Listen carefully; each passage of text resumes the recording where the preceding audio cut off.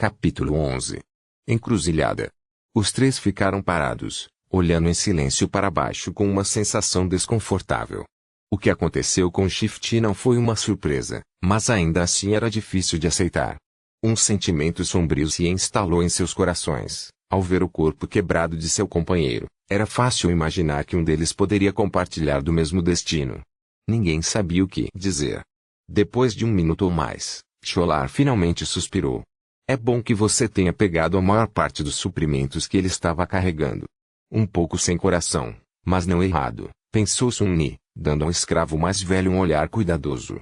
Sholar franzia a testa, percebendo que sua máscara de um cavalheiro bondoso havia escorregado por um segundo, e acrescentou rapidamente, em um tom sombrio, que você descanse em paz, meu amigo. Uau! Que atuação, pensou Sunni. Na verdade, ele não acreditava no ato benevolente de Sholar nem por um segundo. Toda criança das periferias sabia que as pessoas que agiam gentilmente sem motivo eram as que deveriam ser mais cautelosas. Elas eram ou tolas ou monstros. Sholar não parecia um tolo, então Sunni ficou cauteloso com ele desde o momento em que se conheceram. Ele chegou tão longe sendo um cínico desconfiado, e não havia motivo para mudar agora. Temos que ir, disse Ero, lançando um último olhar para baixo. Sua voz era firme, mas Sunni podia sentir uma emoção por trás dela. Ele simplesmente não conseguia dizer qual era essa emoção. Sholar suspirou e se afastou também.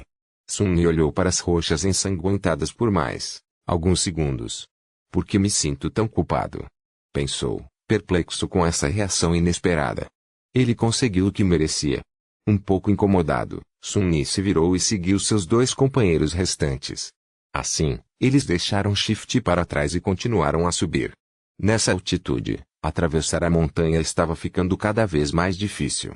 O vento batia neles com força suficiente para derrubar uma pessoa se não tivesse cuidado, tornando cada passo uma aposta. O ar estava ficando muito fino para respirar. Devido à falta de oxigênio, Sunni estava começando a se sentir tonto e enjoado. Era como se todos estivessem sufocando lentamente. A doença da altitude não era algo que se pudesse superar com esforço. Era sutil e opressiva ao mesmo tempo, afetando os fortes e os fracos sem levar em consideração sua aptidão e resistência.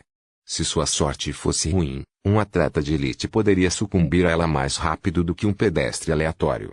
Era apenas uma questão de aptidão e adaptabilidade do corpo. Os sortudos conseguiam superá-la depois de experimentar sintomas leves. Os outros às vezes ficavam incapacitados por dias ou semanas, sofrendo todos os tipos de efeitos colaterais tortuosos. Alguns até morriam.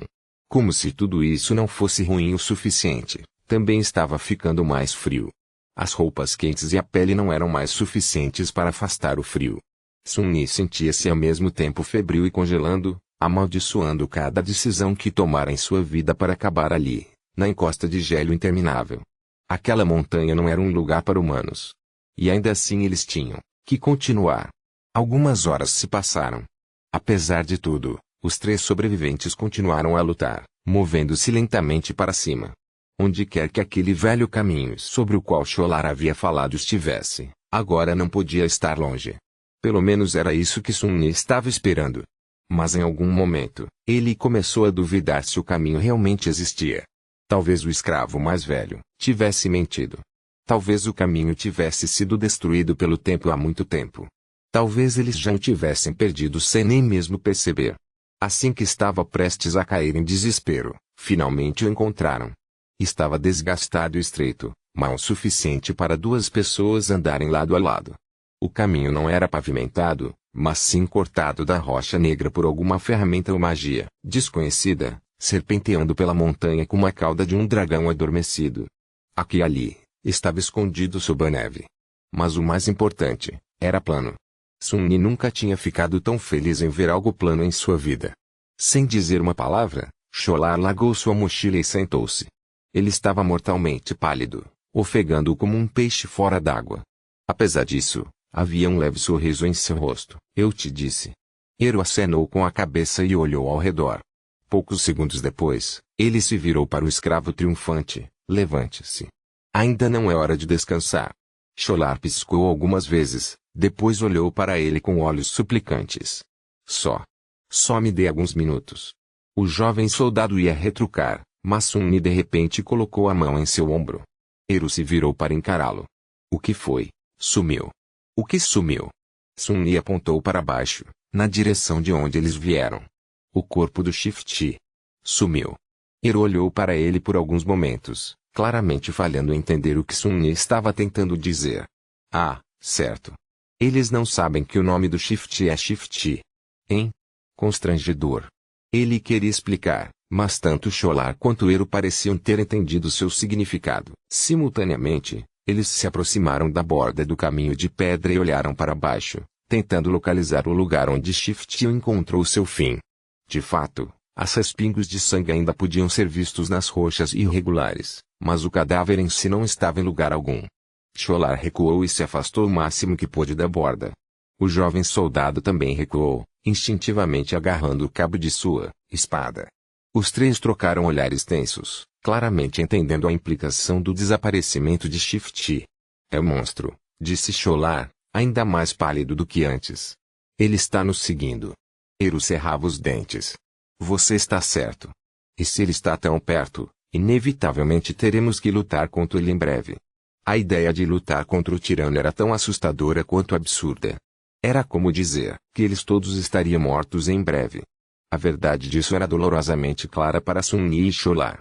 Mas o escravo mais velho, surpreendentemente, não parecia em pânico. Em vez disso, baixou o olhar e disse calmamente, nem necessariamente. Eru e Sun-Ni se viraram para ele, ouvidos atentos. O jovem soldado ergueu uma sobrancelha. Explique. Lá vem.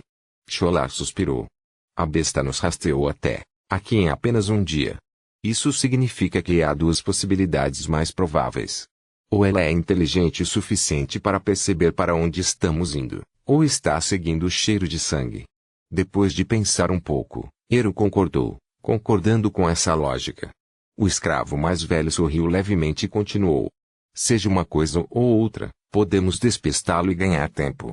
Como fazemos isso? Apesar da urgência na voz de Eru, Sholar hesitou e ficou em silêncio. Por que você não está respondendo? Fale. O escravo mais velho suspirou novamente e respondeu lentamente, como se contra sua vontade. Sun-Ni estava esperando por esse momento há algum tempo. Vamos ter que fazer o menino sangrar. Arrastá-lo pelo caminho, depois deixá-lo lá como isso e seguir em frente. O sacrifício dele salvará nossas vidas. Na hora certa. Se Sun-Ni não estivesse louco e apavorado, é claro, ele teria sorrido. Parece que seu julgamento era assustadoramente preciso.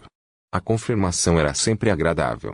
Mas não na situação em que estar certo também significava potencialmente ser usado como escapar o monstro.